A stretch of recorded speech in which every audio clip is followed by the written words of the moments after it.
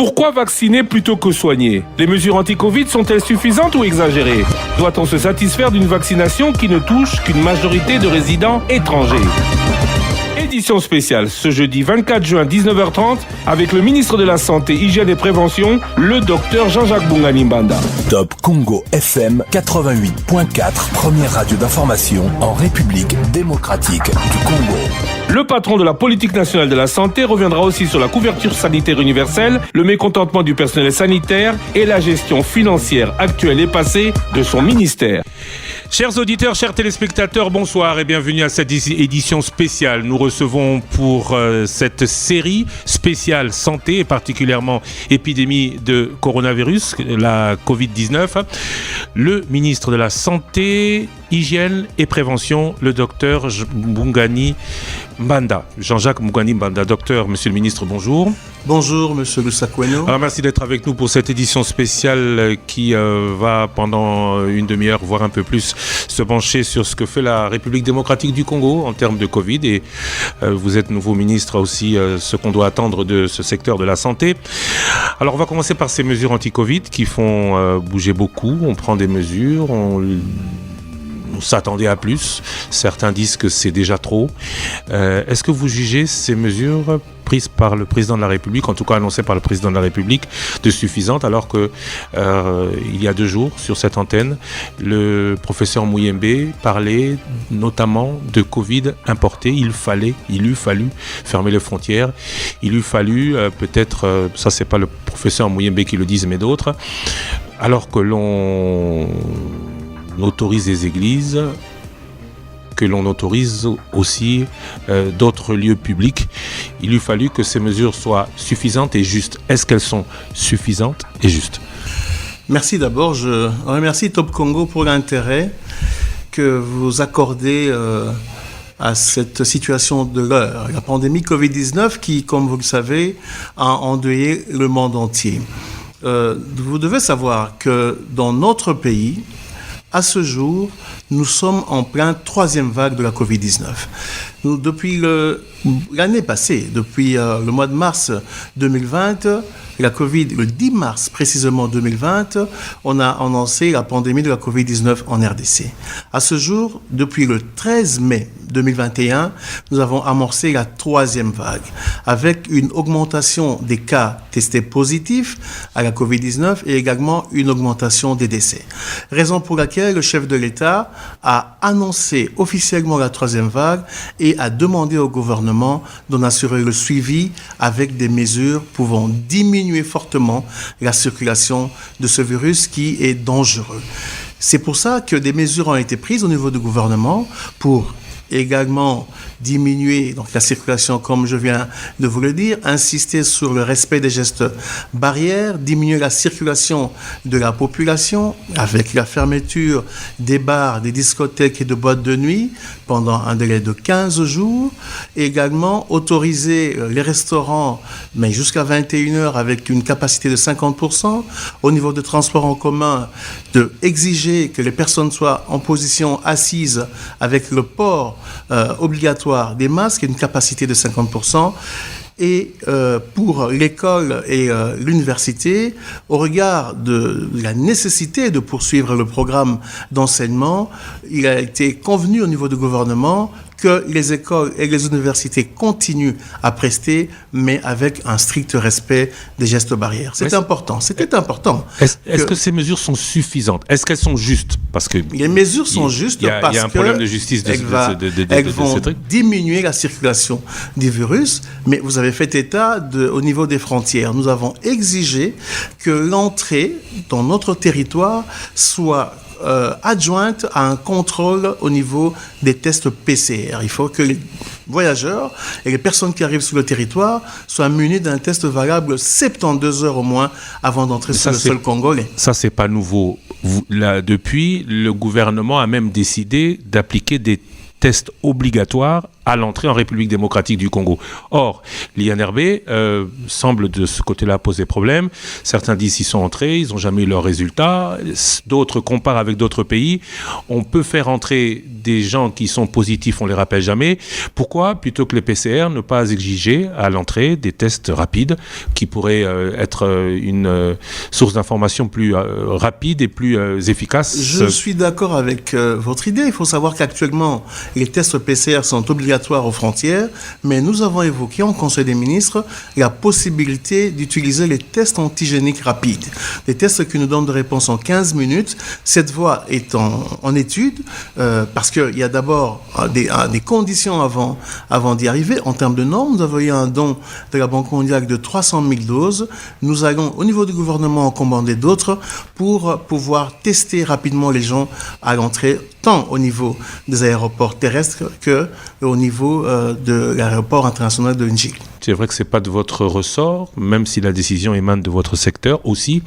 L'application de toutes ces mesures fait défaut. On se rend bien compte que les gens ne portent pas le masque, on se rend bien compte que dans les bus, il y a des gens encore qui sont debout. Et je parlais tout à l'heure de la justice de ces décisions. Il y a des mesures administratives et des mesures médicales, monsieur Lusakuna. Donc il faut savoir qu'il est tout l'application, quand vous voyez que le Premier ministre a bien insisté, que tous les membres du gouvernement, chacun dans son secteur, également les gouverneurs des provinces, ont la latitude de prendre des mesures d'application. Comme ça a été pris ici dans la ville province de Kinshasa, il y a une décision prise par le gouverneur de la ville en termes d'amende pour contraindre les personnes à s'exécuter et à vraiment maintenir les gestes barrières, porter les masques et en tout cas et surtout respecter le couvre-feu à partir de 22h. Autrement dit, ce n'est pas de votre ressort. Parlons du personnel de la riposte, un pays depuis 7 mois. Comment est-ce qu'on peut penser avoir un résultat? C'est vrai qu'il y a les gestes barrières, c'est vrai qu'on prend des mesures, mais à côté de ça, on ne paye pas ceux qui soignent.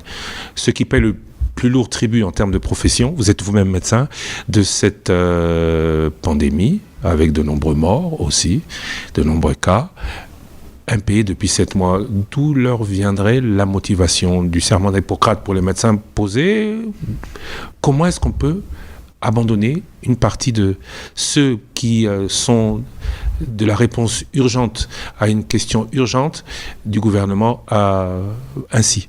J'en profite d'ailleurs parce que je suis devant vous, sur votre antenne qui est suivie au niveau national, pour vous dire que le problème a été posé au niveau du gouvernement et la solution est trouvée.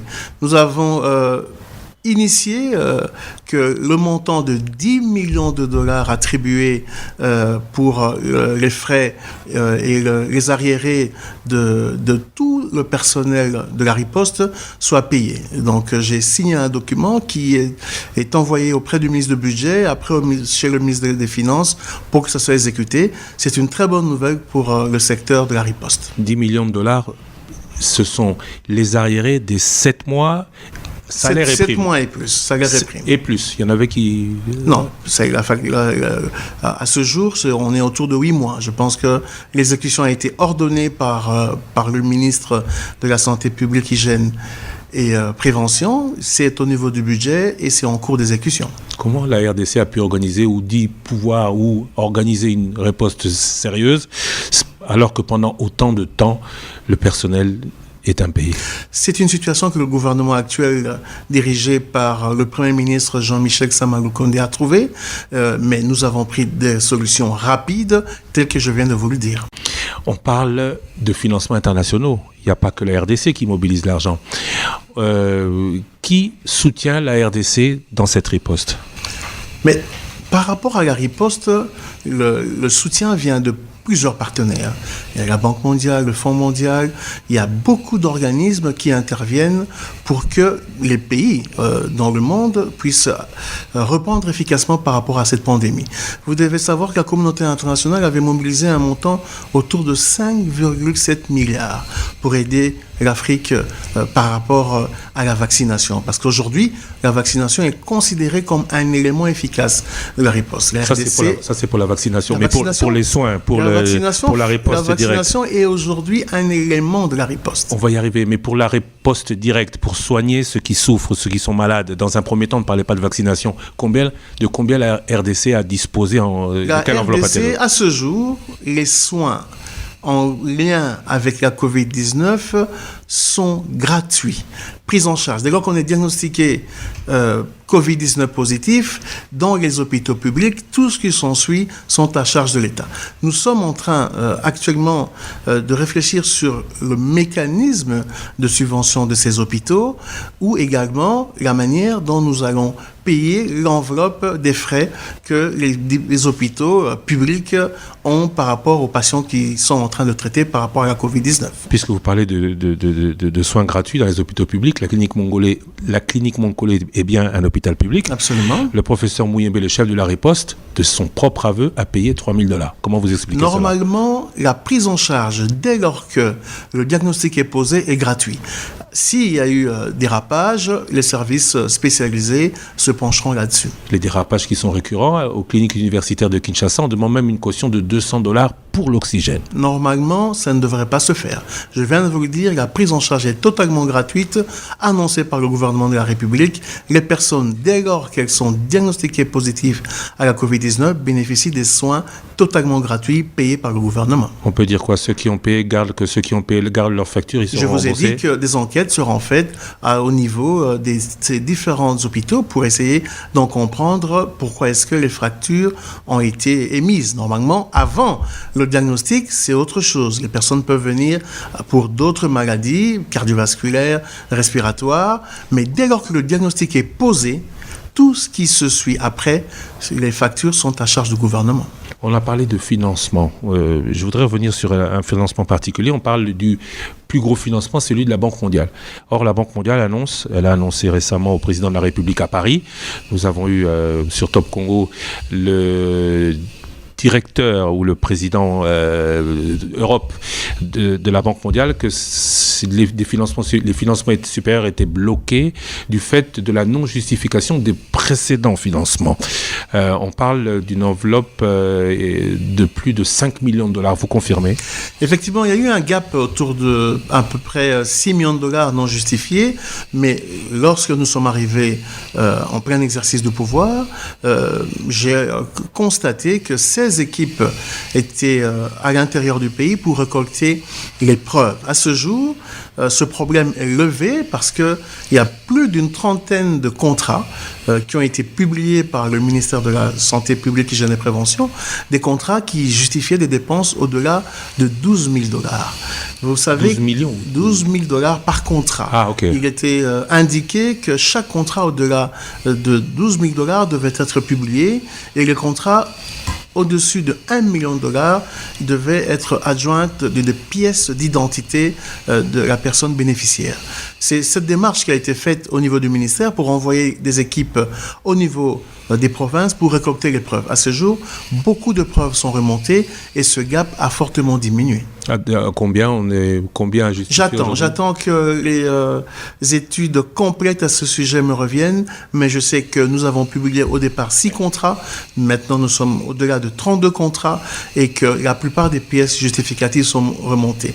La difficulté, je dois le signaler, c'est que le ministère a instruit les organes du ministère, c'est-à-dire les hôpitaux au niveau central et les hôpitaux au niveau de province et l'hygiène aux frontières pour exécuter les directives du gouvernement. C'est pour ça que dans certains cas, les contrats directs n'étaient pas sur papier, raison pour laquelle les équipes sont descendues pour essayer d'avoir des contrats et les pièces justificatives pour aller dans le sens de la demande de la Banque mondiale. On a beaucoup parlé Là, on parle de la gestion de votre prédécesseur. Au nom de la continuité de l'État, vous vous en justifiez, nous vous en remercions. Le docteur Eteni Longondo. On a, évoquant votre prédécesseur toujours, parlé de gestion opaque, on a fait intervenir l'IGF. Quelle est la situation de ce ministère que vous avez rencontré ? Vous êtes là depuis un peu moins de 2 mois. Je suis arrivé dans un ministère qui est un ministère très important, avec de nombreux défis. J'ai pour habitude d'abord de comprendre avant d'émettre des avis. Ce que j'ai fait en premier lieu, c'est d'associer l'administration dans la compréhension de ce ministère. Je tiens à remercier le chef de l'État pour la confiance qu'il m'a accordée, également le Premier ministre pour la confiance accordée, pour que moi, l'équipe qui m'accompagne au cabinet et l'administration tout entière, on puisse trouver des solutions pérennes. Du point de vue de l'opacité de certains programmes ou de certaines directions, je viens rappeler à vos auditeurs que j'ai rencontré dès mon arrivée l'inspecteur général des finances qui est venu ici au cabinet échanger avec lui. Il a promis de disponibiliser une trentaine d'agents qui seront utilisés au moment opportun pour contrôler certaines directions et certains programmes. Le but ici, c'est pas encore fait, évidemment, ça fait 1 mois et demi que nous sommes là. Le but n'est pas de sanctionner, c'est plutôt de remettre la norme. Et également, nous avons un organe important au sein du ministère, qui est l'IGS, l'Inspection Générale de la Santé, qui également contrôle le bon fonctionnement de la plupart des services liés à mon ministère. Je suis confiant parce que j'ai des instruments qui pourront aider le ministère à son bon fonctionnement. Alors on fait une pause sur Covid, on y reviendra parce qu'on va parler de la vaccination, je sais que vous y tenez. La situation de votre ministère, dans votre ministère, c'est pour le moment la grève des infirmiers et des administratifs dans les hôpitaux publics. Nouvelles unités, écart de salaire, les revendications sont multiples.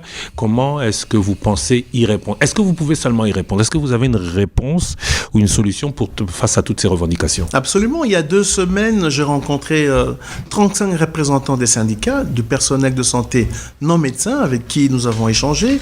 Ils ont émis leurs revendications en termes de difficultés d'alignement dans leur secteur et également des écarts de primes. Donc, un problème de barème. C'est que j'ai pris à cœur. Pour cela, nous avons mis en place un cadre de concertation permanent. Donc, ils viennent régulièrement discuter avec les membres de mon cabinet pour évaluer les discussions, évaluer ce que le ministre fait par rapport à leurs revendications. Concertation veut dire discussion. Discussion. Ne veut pas forcément dire solution. Non, mais les solutions arrivent parce que j'ai rapidement rencontré le ministre du Budget avec qui nous avons échangé. Le problème a été posé au niveau du gouvernement. Je peux vous dire qu'aujourd'hui, hier, un accord a été signé entre les représentants des syndicats, le ministère de la Santé, le ministère du Budget pour l'alignement de 5092 personnes dans le groupe des grévistes avec un accroissement de 100 000 francs qui sera fait par palier d'ici le mois de juillet. C'est une très bonne nouvelle. Ils ont signé cet accord avec nous, gouvernement, et ont promis de reprendre le service le plus tôt possible. Ils ont gagné un peu d'argent. Vous leur avez fait une promesse temporaire en attendant mieux. Ils sont satisfaits de leur revendication d'écart de salaire avec les médecins? Oui, parce que le problème, c'est que les discussions vont continuer. Ça, c'est une solution qui commence dès juillet pour mettre à l'aise un groupe dans le groupe de revendication, mais les discussions vont continuer parce que nous sommes dans l'obligation de trouver une solution pérenne quant aux revendications du personnel de santé non médecin. C'est une obligation. C'est la charge du gouvernement que de prendre en charge tous les secteurs de la vie publique. Vous trouvez cet argent où? Dans les caisses de votre ministère, comme votre collègue Tony Mwaba de l'enseignement primaire, secondaire et technique, ou c'est un financement supplémentaire du gouvernement? Non, je viens de vous dire que je me suis rapproché du ministre du Budget, donc ça vient du Trésor public. Ça vient du Trésor public, donc c'est un effort en plus du Trésor public dont on dit déjà que le volet rémunération a une part très importante dans le budget. J'ai une confiance énorme aux acteurs du budget et des finances. C'est eux qui gèrent les chiffres. J'ai confiance au gouvernement. Dès lors que les solutions proviennent du gouvernement, nous attendons et nous savons que ça va se faire. Ce ne sera pas une promesse de plus? Pas du tout. Les médecins ont eux aussi des revendications. Ils les ont déposées le 3 mai. Ça va faire... vous étiez déjà ministre le 3 mai? Oui, vous étiez déjà ministre, donc vous les avez vus. Mais ils s'inquiètent du silence du gouvernement. Non, j'ai rencontré les représentants des médecins. Je peux les assurer à travers votre média que leur problème est pris en considération et des solutions seront également trouvées. C'est pas parce qu'on s'est penché sur le personnel de santé non médecin que les revendications des médecins sont mises de côté. Pas du tout.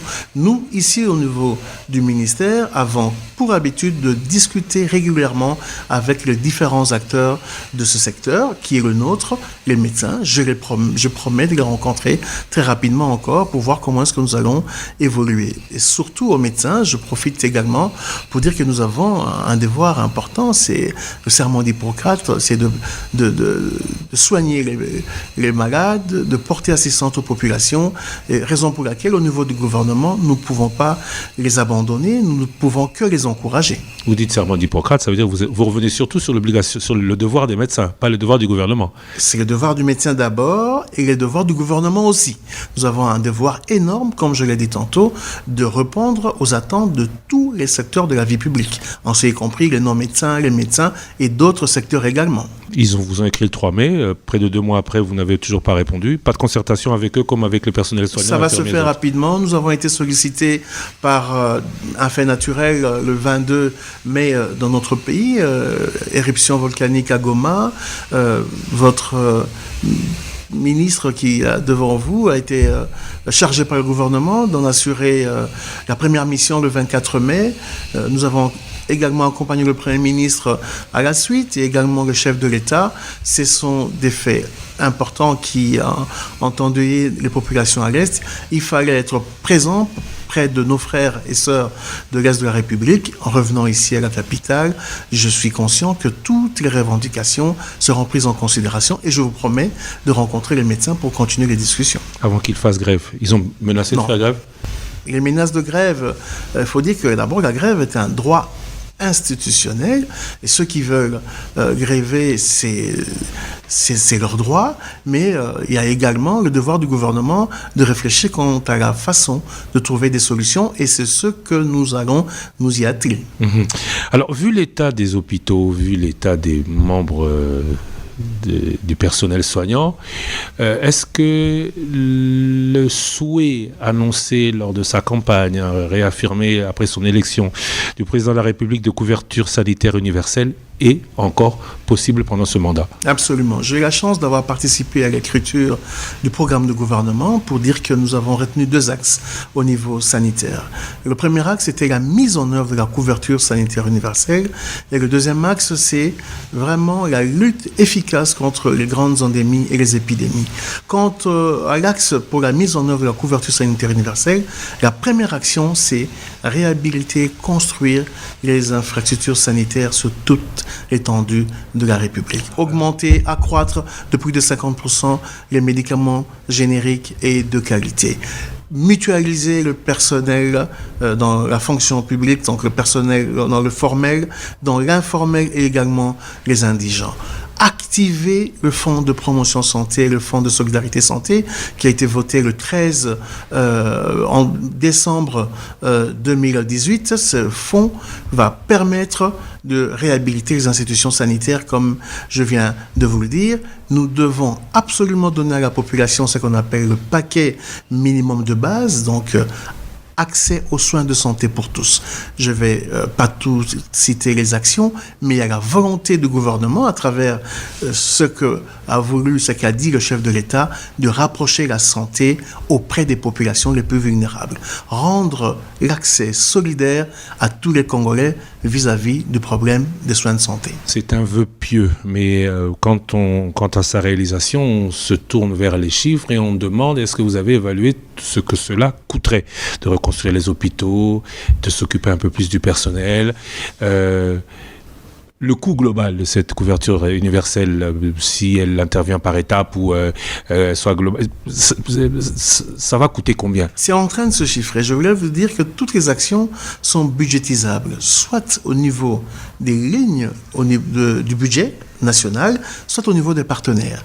Donc nous avons mis des actions qui sont dans les lignes de financement, soit par le partenariat, soit au niveau du budget. Vous savez que le gouvernement est en train de faire cet exercice pour défendre au niveau du Parlement par rapport au budget.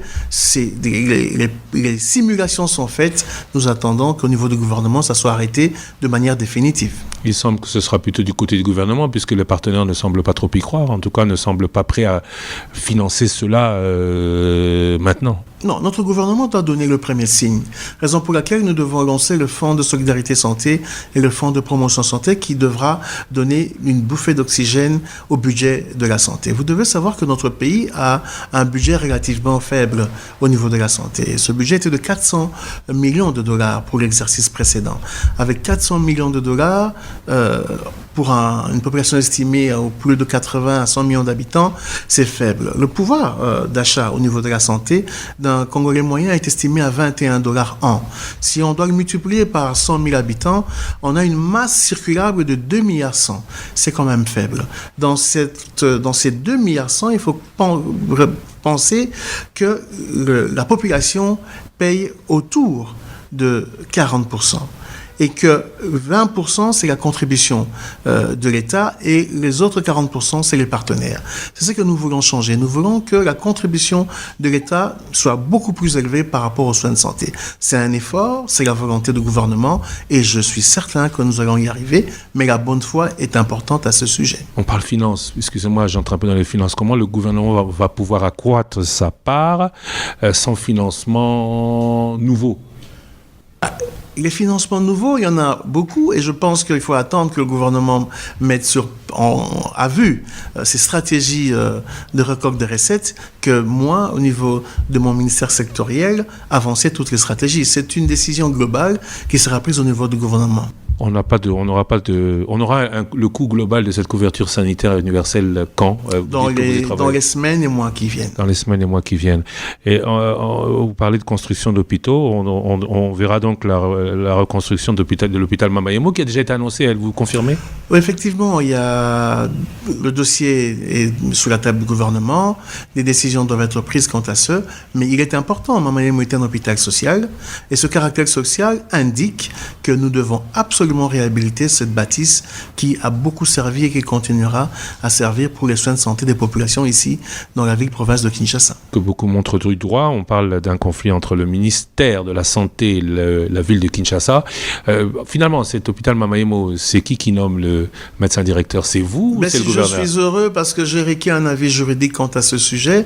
Il m'a semblé que l'hôpital avait une considération d'être un hôpital à caractère national lorsqu'il était dénommé Mama-Yemo. Et lorsqu'il y a eu changement, certaines personnes ont évoqué l'idée que Mama-Yemo était du ressort au niveau provincial.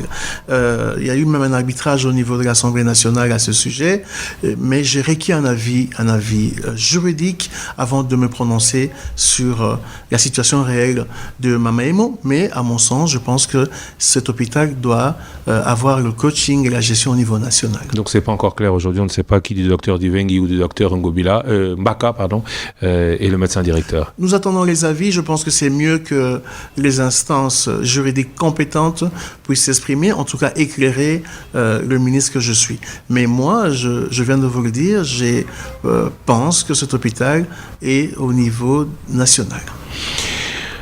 Les cliniques universitaires, il n'y a plus que 2 plateaux. On parle de 2 plateaux sur je ne sais pas combien avant. Là aussi, on parle de réflexion, comme d'ailleurs, je ne sais pas pourquoi je parle que des cliniques universitaires, que de Mama-Yemo, on pourrait parler de tous les hôpitaux. Il y a beaucoup d'institutions qui sont en difficulté. Le plaidoyer nous est parvenu.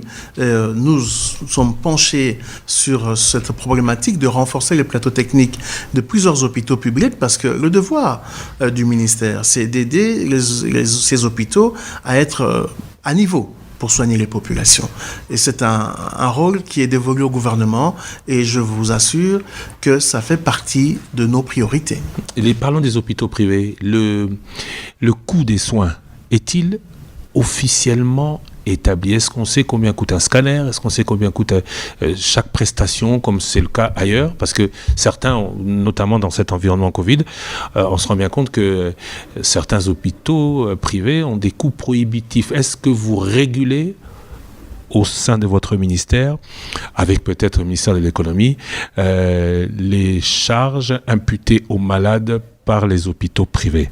En fait, c'est à travers la problématique de la pandémie de Covid-19 que réellement la différence de coût entre les hôpitaux publics et privés se sont révélées au grand jour. Vous avez lu, entendu que certains hôpitaux réclament des cautions de 5 000, 6 000 dollars avant de prendre des patients et que dans d'autres hôpitaux, c'est 200 dollars comme caution. En réalité, au niveau des hôpitaux publics, il y a un coût qui est réel, qui est connu. Et quand, par exemple, la prise en charge de la pandémie Covid-19, comme je vous ai dit tantôt, la prise en charge est totalement gratuite. Mais dans les hôpitaux privés, ils mettent leur prix. Et effectivement, je vous rassure que je vais me pencher sur la question pour mieux comprendre les écarts et voir comment est-ce que cela peut être régulé.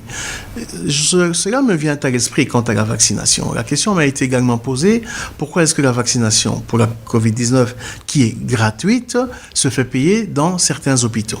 Alors, la réponse que nous avons eue face à cette question est que les hôpitaux privés ne font pas payer la vaccination, mais comme c'est dans le cadre d'une consultation, c'est la consultation qui est payante et non l'acte vaccinal. Mais dans les hôpitaux publics, tant l'acte vaccinal que la consultation en lien avec la vaccination est totalement gratuit. On va revenir sur la vaccination. Éradication des maladies endémiques est-elle possible ? Nous tuberculose, malaria, sida. Il y a des programmes au niveau national qui luttent contre les 3 grandes maladies, tuberculose, VIH, malaria. Ces programmes, je tiens à vous dire, sont totalement financés par les partenaires, mais c'est ce qui tourne autour de programmes qui sont financés par le gouvernement, la paye des prestataires et également la prise en charge des complications des cas. Le gouvernement a sa part et il s'en tient, et les partenaires également ont leur part et ils interviennent efficacement quant à la lutte contre ces grandes endémies. Vaccination Covid, on en reparle, on va terminer avec ça. Êtes-vous fier à l'heure des bilans? Parce que le 24 juin, cet AstraZeneca qu'on nous a donné arrive à expiration. Êtes-vous fier que plus de la moitié de ceux qui sont vaccinés sont des étrangers? D'abord, je dois dire que nous avons lancé la campagne de vaccination le 19 avril de cette année. Dans des conditions mondiales que vous connaissez, avec une crainte qui a été émise au niveau international contre la vaccination par rapport à l'AstraZeneca. Après que l'OMS a émis un avis favorable pour vacciner les gens avec l'AstraZeneca, notre pays a repris le 19 avril cette campagne de vaccination. Et à ce jour, nous avons plus de 44 000 personnes vaccinées après 64 jours de vaccination. Avec plus de 25 000 résidents étrangers. Oui, c'est un fait réel. Il faut dire que la grande campagne de vaccination est en train d'être mise. J'ai mis en place un plan médiatique pour convaincre les populations à se faire vacciner. Moi, je pense, et je suis d'avis, que d'abord, il faut expliquer aux acteurs, ce que moi j'appelle les influenceurs, c'est quoi la maladie, c'est quoi les risques de la maladie, c'est quoi la vaccination et c'est quoi l'intérêt de la vaccination. Ce travail, vous verrez que dans différentes chaînes nationales, des spots ont été enregistrés et seront diffusés pour une meilleure compréhension et appeler la population de manière volontaire à se faire vacciner. Mais nous avons la prétention également de faire des mini-réunions avec des députés, des sénateurs, des politiciens, des hommes de l'Église. D'ailleurs, pour cela, nous avons rencontré la Synco et les évêques la semaine dernière qui ont accepté d'adhérer à la campagne de vaccination et d'en faire part au niveau des églises pour que les croyants puissent se faire vacciner. C'est important. Et également, nous allons rencontrer ce qu'on appelle des influenceurs communautaires avec lesquels nous devons discuter, les chefs d'église, les chefs coutumiers. Si toutes ces personnes comprennent d'abord c'est quoi la maladie, adhèrent à l'intérêt de la vaccination, nous allons convaincre une grande marge de la population. À ce sujet, il est important de dire que le profil de la vaccination dans notre pays n'est que de 25%. C'est un profil qui est faible mais utile parce que ça concerne vraiment les personnes identifiées. Entendons-nous bien, quand vous dites profil de 25%, c'est qu'en règle générale, dans les campagnes non obligatoires, il n'y a qu'un quart des personnes qui se font vacciner. Non, par rapport à la Covid-19, au niveau mondial, la plupart des pays ont prétention à vacciner 70% de leur population. Chez nous. Pour atteindre ce qu'on appelle l'immunité collective vaccinale. Chez nous, nous avons la prétention de vacciner 25% de la population. Il s'agit des personnes de plus de 55 ans, les personnes avec des comorbidités, c'est-à-dire des maladies chroniques associées, diabète de type 1, de type 2, hypertension artérielle, insuffisance respiratoire, problèmes rénaux au niveau des reins, et également le personnel de santé et le personnel en contact, c'est-à-dire la police et l'armée. Avec ce profil-là, en ce y compris les jeunes de 18 ans volontaires, nous pourrons vacciner 25% de la population et espérer d'avoir une immunité collective dans notre pays. Mais aujourd'hui, on vaccine avec AstraZeneca. Le premier lot issu du programme COMAX arrive à expiration. Je vais être plus clair. Le premier lot... Nous sommes aujourd'hui le 24 juin. Monsieur Lusako, nous avons bénéficié le 2 mars de 1 716 000 doses de AstraZeneca dans le cadre de la facilité COVAX. Ayant commencé notre programme de vaccination le 19 avril, nous avons rapidement constaté que la date pour que ces vaccins soient périmés allait arriver très tôt. Pour le premier lot, le 24 juin, pour le deuxième lot, le 27 juin, et pour le troisième lot, le 11 juillet. Il faut ajouter qu'au-delà de 1 707 000 doses, nous avons eu 50 000 doses du gouvernement indien. Mais rapidement, AstraZeneca toujours. La RDC est un pays modèle de l'Afrique parce que nous sommes le premier pays à avoir décidé de redéployer 1 300 000 doses à 6 pays voisins qui, eux, sont en avance dans la campagne de vaccination. Nous avons distribué ces doses pour ne pas que ces doses soient périmées ici sur le territoire national. Au total, nous avons 466 000 doses qui nous restent. Non, à ce jour, il nous reste 216 000 doses que nous allons utiliser rapidement jusqu'aux dates, comme je viens de vous le dire, mais dès le mois prochain, nous allons bénéficier encore, dans le cadre du programme COVAX, de 5 900 000 doses. Qu'est-ce qu'on en fera dans les 5 900 000 doses, cette fois-ci, nous sommes dans l'attente de plusieurs types de vaccins. Le problème qu'il fallait dédramatiser par rapport à la crainte que certaines personnes ont émise quant au premier vaccin qui a été introduit sur le territoire national. Alors, nous nous sommes dit, s'il y a plusieurs types de vaccins, pour ne pas les citer, Pfizer, Sinovac, et même des vaccins russes, les personnes auront le choix par rapport aux vaccins qu'ils voudront avoir pour se protéger.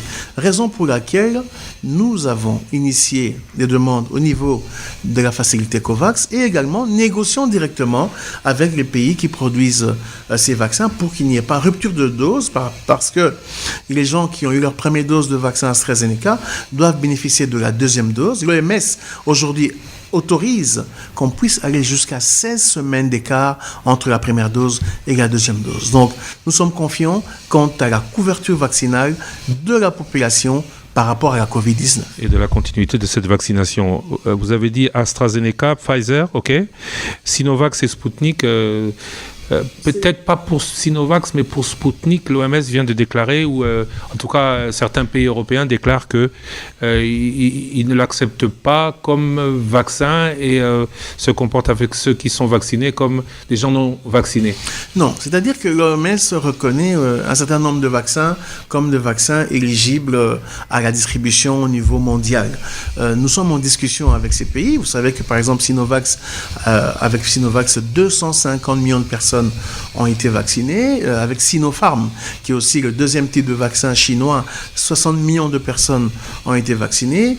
Il y a toujours des pourcentages variables entre les différents vaccins par rapport à leur efficacité sur terrain, mais au niveau national, nous allons lever l'option pour des vaccins sûrs. C'est la raison pour laquelle il y a tout un programme, toute une direction ici au niveau du ministère qui s'occupe de la vaccination, qui fait des études appropriées, qui orientera les décisions du ministre que je suis pour offrir à nos populations les vaccins et les meilleurs d'entre eux.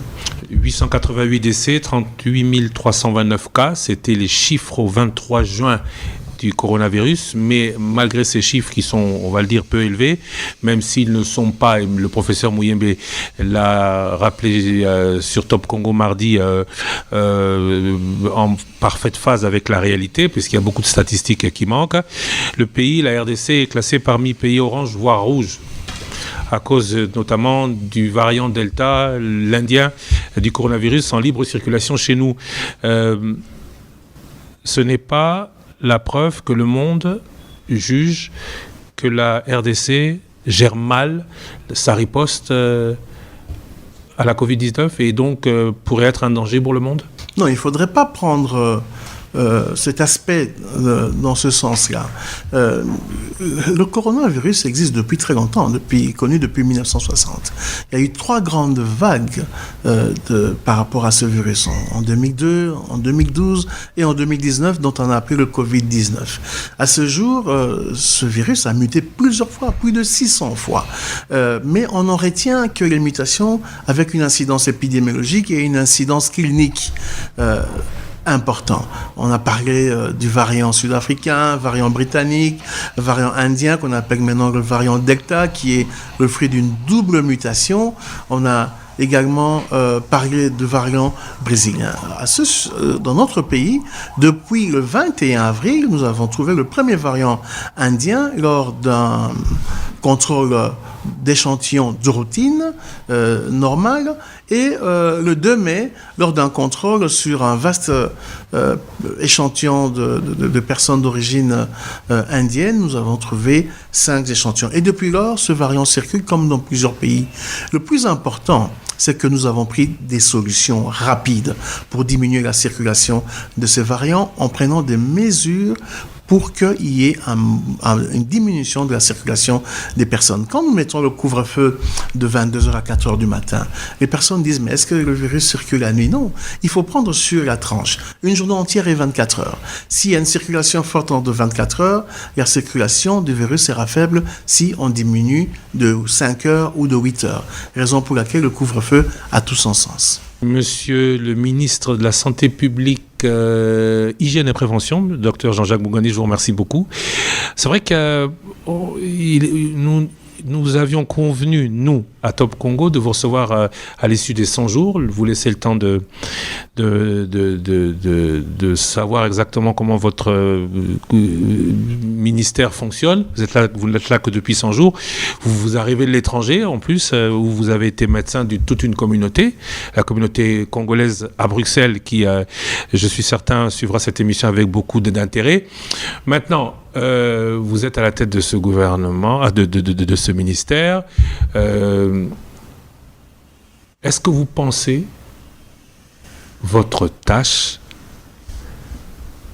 ou l'objectif que vous auriez pu vous donner en arrivant ici possible à atteindre? De nature déterminée, je mettrai tout ce qui est possible pour qu'ensemble, avec ceux qui m'accompagnent, nous puissions réussir.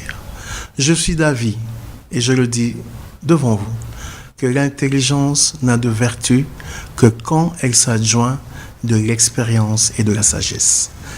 J'ai eu à faire une mission d'itinérance dans le Bas-Congo, le Congo central, la semaine dernière.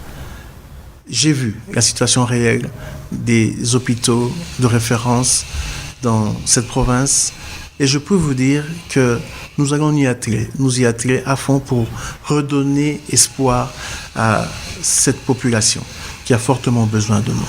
Il est important que ceux qui travaillent dans ce secteur se mettent corps et âme avec beaucoup de dévouement.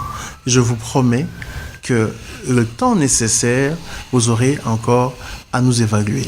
Sagesse et expérience, vous êtes congolais, vous venez de l'étranger.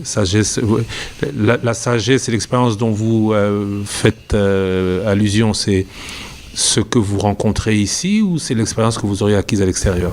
Je dis que l'intelligence n'a de vertu quand elle s'appuie sur la sagesse et l'expérience. Vous savez que dans notre pays, il y a beaucoup de personnes de valeur. Donc vous baserez beaucoup sur ceux qui, avant vous, ont travaillé ici au Congo. Je pense que je me suis fait comprendre. Monsieur le ministre, merci. Merci à vous, chers auditeurs, d'avoir suivi cette édition spéciale. On parle pour la 3e fois cette semaine du Covid. La première édition, c'était avec le professeur Jean-Jacques Mouyembe. La deuxième, avec le professeur Jean-Marie Kayembe. Aujourd'hui, nous étions avec le ministre de la Santé publique, Hygiène et Prévention, le docteur Jean-Jacques Mbungani Mbanda. Merci à vous pour cette attention. J'espère que vous en savez un peu plus maintenant sur la Covid. J'espère surtout que vous serez un peu plus prudent et que vous protégerez plus, car cette maladie existe, certains en ont douté, mais cette maladie aujourd'hui en République démocratique du Congo fait énormément de dégâts que l'on aurait pu éviter. À très bientôt. La suite des programmes, c'est dans quelques instants sur votre radio. Merci à vous qui nous suivez sur YouTube et sur Facebook. À très bientôt.